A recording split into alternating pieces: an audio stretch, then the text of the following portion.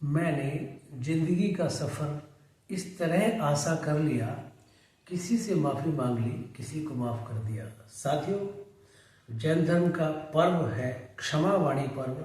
धर्म के 10 लक्षणों में एक क्षमा का भी लक्षण आता है।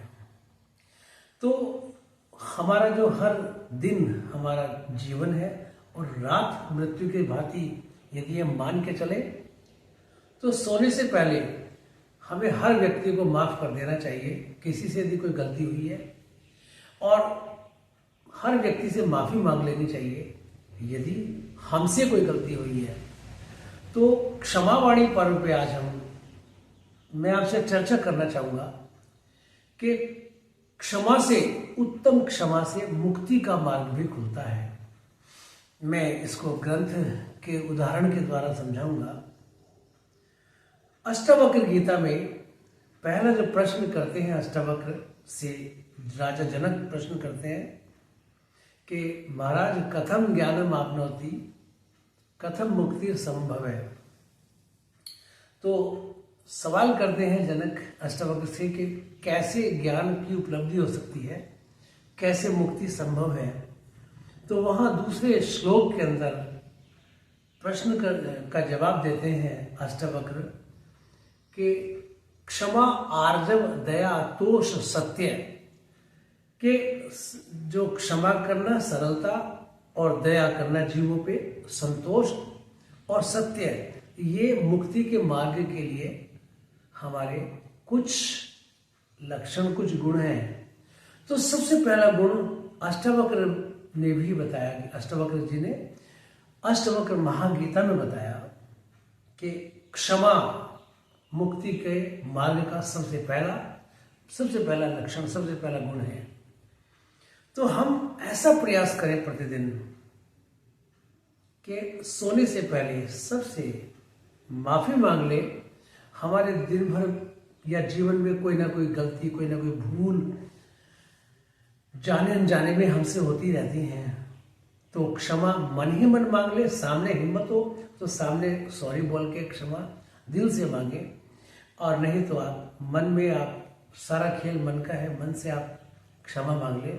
और इसी तरह से यदि किसी से कोई भूल हुई है और वो हमारे मस्तिष्क में, हमारे विचारों में नकारात्मक विचारों को बढ़ा रहा है, तो आप उसको माफ कर दें।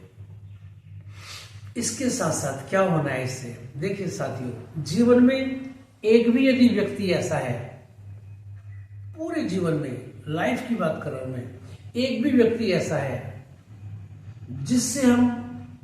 जिसको हम क्षमा नहीं कर पा रहे या जिससे क्षमा नहीं मांग रहे, तो निश्चित रूप से आप समझें कि ये हमारे जैसे दूध में जरा सा दही खट्टा डालते हैं, पूरा दूध दही बन जाता है। इस तरह से हमारा जो हैप्पीनेस है, हमारी जो खुशी है, हमारी जो प्रसन्नता है, उसमें जरा सा ये बात कि एक व्यक्ति नकारात्मक रूप से हमारे उसके प्रति विचार आ रहे हैं हमारे मन में, तो ये ठीक हमारी खुशी को, हमारी प्रसन्नता को, हमारे आनंद को घटा देगा, कम कर देगा। तो क्या करना है? क्षमा मांगनी है, क्षमा करना है। तो यदि एक भी व्यक्ति इस तरह का है जिसको हम क्षमा नहीं कर पा रहे, तो समझो कि वो हमारे दिल में कांटे की तरह चुभता रहेगा। और एक भी व्यक्ति ऐसा है जिससे माफी नहीं मांग पा रहे, समझो वो नासूर बन जाएगा, वो बिना भरा हुआ घाव बन जाएगा। हमारा सबकॉन्शियस माइंड है, ये सब कुछ इस तरह के बातों को इकट्ठा करता रहता है, और इस हमारे सबकॉन्शियस माइंड की क्लींजिंग होनी बहुत जरूरी है, सफाई होनी बहुत जरूरी है। तो वो क्षमा मांगने से और क्षमा करने से हो सकती है। किसी ने कहा भी है कि प्रसन्नता दिल की गांठों को खोल देती है। हैप्पीनेस जो होती है वो हमारे मन और मस्तिष्क में जो ग्रंथियां नकारात्मक विचारों की बनी रहती हैं, उनको खोल देती है। और क्या होगा? क्षमा मांगने से, क्षमा करने से हमारे जीवन में प्रसन्नता बढ़ेगी, मुदिता बढ़ेगी, करुणा बढ़ेगी, दया का भाव मन में आएगा, और हमारा जीवन सुखी और सफल होगा।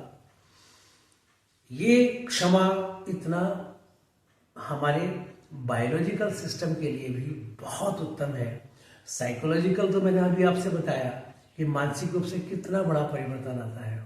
बायोलॉजिकली भी जब हम रिलैक्स में होते हैं, जब हम सामान्यतः सरल स्थिति में होते हैं, और कब हो सकते हैं? क्षमा करके और क्षमा मांग के। तो हमारे अंदर ऐसे हार्मोन्स, केमिकल्स डेवलप होते हैं, बढ़ते हैं, उनकी वैल्यू हमारे ब्लड में बढ़ती है, जो हमारी हेल्थ के लिए भी अच्छे हैं और हैप्पीनेस के लिए भी। उनका नाम ही डोपामाइन, आपने सुना होगा, सेरोटोनिन, एपिनेफ्रिन। ये हमारे हार्मोन्स हैं जो हमें अपने बॉडी के सिस्टम को हील करने में, ठीक करने में, स्वस्थ करने में लाभकारी है। तो साथियों, खाली मन के लिए नहीं, तन के लिए भी क्षमा का भाव बहुत उत्तम है। और इसी से, क्षमा के भाव से क्रोध, चिढ़ और नाराजगी, जो इरिटेशन जो होती रहती है, वो कम हो जाती है। और ये यदि कम होती है तो और ज़्यादा जीवन आनंदमय बनता है। तो साथियों, एक विशेष बात और इसमें आती है, जब हमारा कोई शत्रु नहीं रहता, सबसे मैत्रीय भाव हो जाता है, तो हमारे जीवन में एक नया चैप्टर जुड़ जाता है आध्यात्म का, कि हमारा आध्यात्मिक विकास होता है। हम सबके भीतर परमात्मा का दर्शन करते हैं, सबको समान भाव से, समभाव से देखते हैं, और समभाव की जो स्थिति है वो योग की बहुत उत्तम स्थिति है। तो साथियों, फिर से मैं उसी को रिपीट करूंगा, मैंने जिंदगी का सफर इस तरह आसान कर लिया, किसी से माफी मांग ली, किसी को माफ कर दिया। ये माफी का भाव हमारे हृदय से उपजे, हमारे भीतर से उपजे, बाहर से सॉरी या बाहर से क्षमा मांग ली पर्याप्त नहीं है।